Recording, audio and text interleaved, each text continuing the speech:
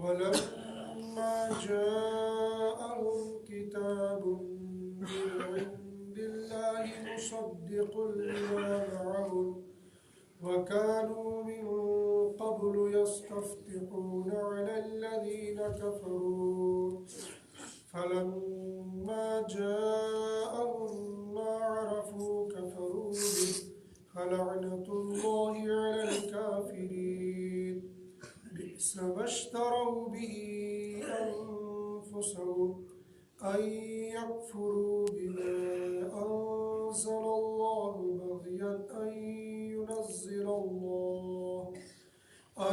ينزل الله من فضله على من يشاء من عباده فباءوا بغضب على غضب وللكافرين عذاب مهين. ترجمہ ولما اور جب جاءہم آئی ان کے پاس کتاب من عند اللہ اللہ کے پاس سے مصدق جو تصدیق کرنے والی ہے لما معہم اس چیز کی جو ان کے پاس سے وَكَانُوا اور تھے وہ من قبل پہلے یستفتحون فتح مانگتے تھے علی الذین ان لوگوں پر کفروا جنہوں نے کفر کیا فلما پس جب جاءہم آیا ان کے پاس ما وہ عرفو جس کو وہ پہچانتے تھے کفروا بھی انکار کیا انہوں نے اس کا فلعنت اللہ پس اللہ کی لعنت ہو علی الکافرین کافروں پر بئس ما برا ہے وہ اشتروا به انفسهم خرید لیا انہوں نے جس کو اپنے جی کے لیے ان یکفروا یقین کار کیا انہوں نے بما اس چیز کا انزل اللہ جو اللہ نے نازل کیا بغیا ضد کی وجہ سے ان ينزل اللہ یقین نازل کیا اللہ نے من فضلہ اپنے فضل سے علی من اس شخص پر یشاء چاہا من عبادہ اپنے بندوں میں سے فباؤوا پس مبتلا ہو گئے وہ بغضب علی غضب غضب بالائے غضب وللکافرین اور کافروں کے لیے عذاب مہین ذلت آمیز عذاب ہے.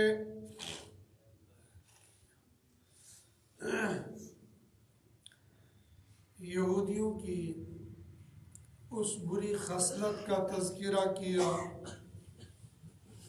جو ان کے اندر سب سے زیادہ ذلت کے اعتبار سے گھٹیا پن کے اعتبار سے پائی جاتی تھی. ان یہودیوں میں بنی اسرائیل میں اللہ پاک نے حضرت موسیٰ علیہ السلام کے علاوہ اور بہت سارے نبی بھیجے تھے جن کا تذکرہ گزشتہ آیات کے اندر ہوا تھا. وَقَفَّيْنَا مِن بَعْدِهِ بِالرُّسُلِ حضرت موسیٰ علیہ السلام کے بعد پے در پہ ان کے پاس بہت سارے نبی آئے. آخر پر ان میں سے حضرت عیسیٰ علیہ السلام آئے جن کو اللہ پاک نے کئی ایسے معجزات کو لے کر بھیجا تھا جو معجزات دیگر نبیوں کے اندر نہیں پائے جاتے تھے. ہر نبی کو اللہ پاک معجزہ دیا کرتے تھے لیکن بعض انبیاء کو کچھ ایسے معجزے ملے ہیں جو بظاہر انسان کی عقل سے ورا ہے. حضرت موسیٰ علیہ السلام کی گفتگو اللہ پاک سے براہ راست ہوئی، یہ انسان کی عقل سے ورا ہے۔ اللہ تبارک و تعالیٰ خود فرماتے ہیں کہ انسان اللہ کو دیکھ نہیں سکتا ہے، لیکن حضرت موسیٰ علیہ السلام نے بات کی، اور اس گفتگو کو نہ صرف حضرت موسیٰ نے سنا بلکہ ان کے ساتھ جو 70 حواری، 70 صحابی، ان کے 70 ساتھی ان کے گئے تھے، ان لوگوں نے بھی اپنے کانوں سے اس بات کو سنا کہ حضرت موسیٰ علیہ السلام جو تورات لے کر آئے ہیں، یہ حضرت موسیٰ کی اپنی تورات نہیں بلکہ اللہ کی طرف سے، اور اس تورات میں جتنے احکام ہیں یہ سب من جانب اللہ ہے۔ یہ سب ان 70 لوگوں نے، 70 اسرائیلیوں نے اپنی کانوں سے سنا تھا، پھر واپس آ گئے۔ کچھ لوگوں نے اس کا اقرار کیا، کچھ لوگوں نے اس کی تکذیب کی۔ حضرت عیسیٰ علیہ السلام پر انجیل نازل ہو گئی، لیکن ساتھ میں کچھ ایسے معجزے آئے جو انسان کی عقل میں آنے والے نہیں تھے۔ مردوں کو زندہ کر لینا ان سے پہلے کسی نے نہیں کیا تھا۔ بالکل چٹیل میدان چہرہ ہے، مگر وہاں پر آنکھ نکل جاتی ہے اور دکھائی بھی دے دیتا ہے، ایسے بیمار ٹھیک ہو جاتے ہیں۔ لیکن یہ مردوں کو زندہ کر لینا یہ ایک ایسا معجزہ تھا جو انسان کے لیے عجیب تھا، انسان کے لیے انوکھا تھا، انسان کے لیے نیا تھا۔ معجزات کے بارے میں سنتے تھے۔ حضرت عیسیٰ علیہ السلام اور حضرت موسیٰ علیہ السلام پر ان معجزات کے ساتھ ساتھ جو 2 کتابیں نازل ہو گئی تھی، تورات اور انجیل، اور تیسری کتاب تھی زبور، اور چوتھی کتاب ہے قرآن۔ تورات اور انجیل کے اندر حضرت نبی کریم صلی اللہ علیہ وسلم کے اوصاف مبارک کو اور آپ کی شکل مبارک کو، آپ کے حسب نسب مبارک کو بہت تفصیل کے ساتھ بیان کیا تھا، لیکن روایات سے معلوم ہوتا ہے کہ یہ نہیں بتایا تھا کہ کون سے خاندان میں سے آئیں گے۔ اصل میں اسرائیلیوں میں 2 خاندان چلے ہوئے آ رہے تھے۔ ایک خاندان تھا حضرت یعقوب علیہ السلام کی یہ اولاد تھی، ایک خاندان چل رہا تھا حضرت اسماعیل علیہ السلام کا، اور ایک خاندان چلا ہوا تھا حضرت اسحاق علیہ السلام کا، اور یہ سارے بنی اسرائیلی چل رہے تھے، یہ تھے حضرت اسحاق علیہ السلام کے۔ جتنے نبی آئے سب حضرت اسحاق علیہ السلام کے خاندان میں سے آئے۔ حضرت اسماعیل علیہ السلام کے خاندان میں سے کوئی نبی نہیں ہے۔ اوپر اسماعیل علیہ السلام، نیچے حضرت نبی کریم صلی اللہ علیہ وسلم، بیچ میں کوئی نبی نہیں آیا تھا۔ اس لیے ان یہودیوں کا خیال یہ تھا کہ جو آخری نبی آنے والا ہے وہ بھی ہمارے خاندان میں سے ہوگا۔ اوصاف ان کے اندر یہ ہوں گے، سارے اوصاف موجود تھے۔ اب جب ان کی کسی کے ساتھ لڑائی ہوتی تھی تو یہ کہتے تھے جانتے ہو عنقریب آخری نبی آنے والا ہے اور اس پر ایمان لے آئیں گے۔ ایمان والے تو پہلے اپنے آپ کو یہ کہتے تھے اور تھے بھی یہ، اب ہم ان کے ساتھ مل کر تمہارا خاتمہ کر دیں گے۔ اور دوسری بات مفسرین نے یہ لکھی ہے، قاضی ثناء اللہ پانی پتی رحمۃ اللہ علیہ نے تفسیر وزہری کے اندر لکھا ہے کہ صرف یستفتحون کا مطلب صرف یہ نہیں کہ فتح پڑھتے تھے، بلکہ یہ کہتے تھے یا اللہ جو آخری زمانے میں نبی آنے والا ہے اس کی برکت سے ہمارا یہ کام کر دے، تو ان کی یہ دعا قبول ہو جاتی تھی۔ ان کی برکت سے میری یہ مشکل حل کر دے، وہ مشکل ان کی حل ہو جاتی، دعا قبول ہو جاتی۔ نبی علیہ السلام کی برکت سے یہ دعا مانگتے تھے، اللہ ان کی دعا کو قبول کر لیتے۔ اور دوسرا مطلب یہ بیان کیا ہے کہ یہ لوگوں کو کہتے تھے جب آخری نبی آئیں گے اب ان کا زمانہ بہت قریب ہے تو ہم ان کے ساتھ مل کر ان پر فتح پائیں گے۔ شاید یہ کچھ ایسے ہی جیسے ہم لوگ آج کہتے ہیں، ہم لوگ آج یہ کہتے ہیں کہ بھائی حضرت عیسیٰ علیہ السلام کا زمانہ بہت قریب آنے والا ہے، اب ہم حضرت عیسیٰ علیہ السلام کے ساتھ مل کر تمام یہودیوں کا خاتمہ کر دیں گے۔ کانا دجال آئے گا اس کا خاتمہ کر دیں گے، اور کانا دجال کا حال یہ ہوگا اس کے ایک ہاتھ میں جنت ہوگی، ایک ہاتھ میں دوزخ ہوگی، وہ بندے کو وہی مارے گا وہی زندہ کر دے گا، اور ایک کو جنت میں ایک کو دوزخ میں داخل کر دے گا. یہ ہم جانتے ہیں سارے کے سارے.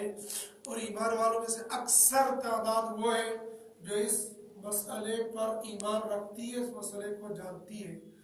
لیکن اس وقت کاڑے دجال کے درمیان میں فرق وہی آدمی کرے گا جس کا ایمان مضبوط ہوگا. جیسے اس زمانے کے اندر کوئی آدمی قرآن اور حدیث کی غلط تعویل اور تعبیر کر کے لوگ اس کے لٹو بن جاتے ہیں، اس کے پیچھے لگ جاتے ہیں اور وہ کہتے ہیں جی یہ بھی تو صحیح بات کہتا ہے. جیسے میں آپ کو مہاراشٹر کے اندر ایک بندہ نکلا ہے، شکیل بن حلیف اس کا نام ہے. وہ اپنے آپ کو کہتا ہے میں مہدی ہوں. جو امام مہدی آنے والے وہ کہتا ہے میں وہی ہوں. اور اس کے فالوور ان کے سروں پر ٹوپی ہے، پگڑی ہے، چہروں پر داڑھی ہے، کرتا پائجامہ ہے، ٹخنوں سے اوپر ان کا پائجامہ. شکل اور صورت کے اعتبار سے بندہ کوئی ان کے اندر فرق نہیں کر سکتا ہے یہ کسی غلط راستے پر جا رہے ہیں. اور جب وہ باتیں بتا دیتے ہیں، ایک ساتھی نے اپنی ان کی پوری کارگزاری لکھی تھی ان کو کیسے کیسے پھنسایا گیا. اور اخلاق، ایسے اخلاق اور اپنا کردار وہ لوگوں کے سامنے پیش کر دیتے ہیں کہ لوگ اس کو فالو کرنے پر مجبور ہو جاتے ہیں. لیکن وہ لوگ جن کا ایمان کھسا ہوگا، جن کا ایمان کمزور ہوگا، جن کو حضرت مہدی رضی اللہ تعالیٰ عنہ کے بارے میں صحیح معلومات نہیں ہے کہ حضرت مہدی کب ہوں گے، کب آئیں گے، کیسے ہوں گے، حضرت عیسیٰ علیہ السلام کی جو پوری تاریخ قرآن اور حدیث کے اندر آئی ہے، جس کو اس بات کے بارے میں علم نہیں ہوتا ہے، بس اس نے سنا ہے امام مہدی آنے والے ہیں، تو وہ کسی کی بات کو سن لیتا اس کو فالو کرنا شروع کر دیتا. جیسے آج سے پہلے کاڑے دجال مرزا قادیانی پر بھی لوگوں نے ایمان لے آیا تھا. یہ بیماری تو ہمارے جموں کشمیر میں پہنچ گئی تھی. شکیل بن حلیف والی بیماری ابھی آ رہی ہے، لیکن ابھی موجود ہے. وہ مہاراشٹر میں، حیدرآباد میں، ہندوستان کی کئی صوبوں کے اندر یہ دجال پھیل چکا ہے. جن لوگوں کا ایمان کمزور ہے وہ اس جال میں پھنس رہے ہیں، حالانکہ جانتے ہیں کہ ایسا ہونے والا ہے، لیکن پہچاننے میں ڈاواڈول ہو جاتے ہیں. اور پہچان نہ ہونے کی وجہ سے وہ اپنے ایمان کو ختم کر دیتے ہیں. آخر زمانے میں جب عیسیٰ علیہ السلام آئیں گے، دجال کو قتل کریں گے، لیکن ان سے پہلے دجال آ چکا ہوگا. 40 دن وہ پوری دنیا کا چکر لگا لے گا اور پوری دنیا میں فساد پھیلا لے گا. اور دنیا کے ہر انسان کے سامنے جائے گا بے خدا ہوں، یہ دیکھو جنت میرے پاس، دوزخ میرے پاس. یہ ایسا جیسے کمپیوٹرائز کر کے بندہ ایک ایسے خواب، ایسی بلڈنگیں، ایسے باغات، ایسی باغیچے جب کسی جگہ کا سٹرکچر کھڑا کر کے دکھا دیتا یہ اگلا ہمارا پلان ہے، یہ ہم نے بنانا ہے. وہ یہ دکھائے گا دیکھو یہ جنت ہے. اور ایسے ایسے نمونے آئے. ایک ساتھی بنائے گا چھوٹا سا چشمہ، کہنے آگے کھولا لیفٹ ٹاپ، کہنے لگا یہ چشمہ نکالو. وہ چشمہ لگایا چھوٹا سا کھلونا جیسا. اب اسے دکھ رہا باغات ہیں اور گاڑیاں ہیں، وہ پتہ نہیں کیا کیا. بندہ یہ سمجھتا واقعی میں اس میں چل رہا ہوں، اس میں تیر رہا ہوں. تو ایسا ہی شیطان دجال بھی کرے گا. سامنے ایسی کوئی چیز اس کے سامنے ہوگی، ان کی آنکھوں پر ایسی شیطانی پٹی باندھ کر دکھلائے گا یہ دیکھو. اب جس کا ایمان کمزور ہوگا وہ بہک جائے گا، اس کے پیچھے چل پڑے گا. لیکن ایک بندہ اس کو کہے گا یہ میری جنت، کہے گا تو دجال ہے، تیرے بارے میں میرے نبی صلی اللہ علیہ وسلم نے فرمایا ہے تو کاڑا دجال ہے، ایسا ایسا ہوگا، مان مرنا بھی ختم کر دوں گا، میں مانتا ہوں تو دجال ہے. وہ اس کو وہی مار دے گا، پھر دوبارہ زندہ کرے گا. لوگ دیکھیں گے اوہو یہ تو واقعی ہے، یہ تو مارتا بھی ہے زندہ بھی کرتا ہے. پھر اس کے بعد دوبارہ اس بندے کو مارنا چاہے گا، پھر نہیں مار سکے گا. اب اس کی دجالیت واضح ہو جائے گی. لیکن کچھ لوگ جو لٹو ہوتے ہیں، جو گمراہ ہو جاتے ہیں، پھر کو کوئی چیز پھیر نہیں سکتی. اس لیے کہ ہدایت تو اللہ کے ہاتھ میں ہے. یہ یہود اور نصارہ جانتے تھے کہ حضرت نبی کریم صلی اللہ علیہ وسلم کے ایسے ایسے اوصاف تھے، وہ آنے والے ہیں.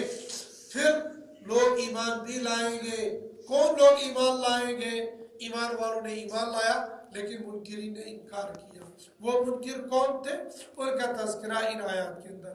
وَلَمَّا جَاءَهُمْ، اور جب آئے ان کے پاس کتاب، ان کتاب کتاب سے مراد ہے یہ قرآن، من عند اللہ، اللہ کی جانب سے، مصدق لما معہم، جو تصدیق کرنے والی ہے اس کی، تورات کی بھی انجیل کی بھی، دونوں کتابوں کی قرآن تصدیق کرتا ہے کہ یہ دونوں کتابیں من جانب اللہ نازل ہو گئی ہے۔ اور ان لوگوں نے یہ کتابیں چونکہ پڑھی تھی، ان کو پڑھ پڑھ کر نبی علیہ السلام کے اوصاف کو جانتے تھے اور کہتے تھے کہ عنقریب آئیں گے، ہم ان سے مل کر فتح پائیں گے، اور ان کے برکت سے دعا بھی مانگتے تھے۔ وَكَانُوا مِن قَبْلُ يَسْتَفْتِحُونَ عَلَى الَّذِينَ كَفَرُوا، اور کافروں پر اس سے پہلے وہ فتح مانگتے تھے نبی علیہ السلام کی برکت سے یا آپ کی آمد سے، کہ آئیں گے ہم ان پر ایمان لائیں گے اور تمہارا خاتمہ کر دیں گے۔ قرآن کیا کہتا ہے؟ فَلَمَّا جَاءَهُم مَّا عَرَفُوا كَفَرُوا بِهِ، پس جب آئے وہ ان کے پاس، کون؟ قرآن اور نبی، مَا عَرَفُوا، جس کو وہ پہچانتے تھے، كَفَرُوا بِهِ، انکار کیا اس کو۔ کسی چیز کا پہچان لینا یہ لازم نہیں ہے اس چیز کے ماننے کو بھی، یہ پہچانتے تھے لیکن مانتے نہیں تھے۔ قرآن کا یعرفونہ کما یعرفون ابناءہم، یہ نبی علیہ السلام کو ایسے پہچانتے جیسے اپنی اولاد کو پہچانتے کہ یہ اولاد میری ہے، ایسے یہ جانتے نبی علیہ السلام نبی برحق ہے، لیکن مانتے نہیں تھے۔ جاننا اور پہچاننا یہ الگ ہے اور ماننا الگ ہے۔ جاننا کافی نہیں ہے، جان کر ماننا یہ اصل ہے۔ جاننے کا علم تو شیطان کو بہت ہے، شیطان کو شروع سے لے کر آخر تک سارا علم اس کے پاس ہے، لیکن مانتا نہیں ہے، اور ماننے اور نہ ماننے پر جنت اور دوزخ کا فیصلہ ہوگا۔ رب العالمین نے بہت سخت لفظ کے بارے میں کہا، فَلَعْنَةُ اللَّهِ عَلَى الْكَافِرِينَ، اللہ کی لعنت ہو کافروں پر۔ کافروں سے مفسرین نے دونوں طرح کے کافر مراد لی، یہ یہود اور نصارہ بھی اور تمام دنیا کے کافر، دونوں پر اللہ کی لعنت ہو۔ گویا کفر اللہ کے نزدیک کتنی مبغوض چیز ہے، اللہ کو کفر پسند نہیں ہے۔ لعنت ہو اللہ کی کافروں پر۔ بئس ما اشتروا به انفسهم ان يكفروا بما انزل الله بغيا ان ينزل الله من فضله على من يشاء من عباده، یہ وہ ہے کہ جس کو ان لوگوں کا خیال اور گمان تھا کہ نبی علیہ السلام ہمارے خاندان یعنی اسحاق علیہ السلام کے خاندان میں پیدا ہوں گے، وہ تو ہوا نہیں۔ جب اسماعیل علیہ السلام کے خاندان میں حضرت نبی کریم صلی اللہ علیہ وسلم تشریف لائے تو انہوں نے کیا کیا؟ انکار کیا۔ کیوں کیا انہوں نے اس کا انکار؟ باغیاً، ضد کی وجہ سے کہ وہ ہمارے خاندان میں کیوں نہیں آئے، ان کے خاندان میں کیوں آ گئے۔ رب العالمین نے کہا کہ میں بہت برا فیصلہ کیا۔ بئس ما اشتروا به انفسهم، اپنے جی کے لیے جو نے خریدا، جو نے یہ طے کر لیا ہے، یہ بہت برا کیا انہوں نے۔ اللہ ہے، ينزل اللہ من فضلہ علی من یشاء، اللہ اپنی نبوت اپنی وحی اس پر نازل کریں گے جس پر چاہیں گے۔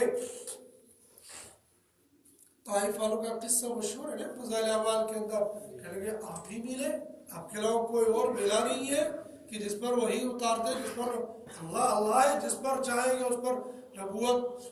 مکہ کے اندر بڑے بڑے مالدار تھے اور رؤساء تھے، ادھر حضرت نبی کریم صلی اللہ علیہ وسلم غربت کی حالت میں تھے، باپ کا سایہ سر پر نہیں تھا، کوئی بہن نہیں تھی، کوئی بھائی نہیں تھا، جو پھر ساتھی بن جاتا ہے مصیبت کے وقت میں۔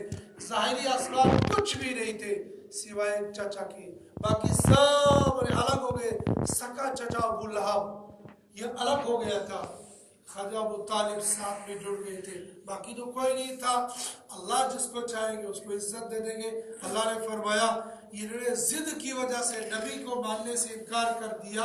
اللہ من فضلہ علی من یشاء من عبادی، اپنے بندوں میں سے جس کو چاہیں گے اس کو فضیلت دے دیں گے۔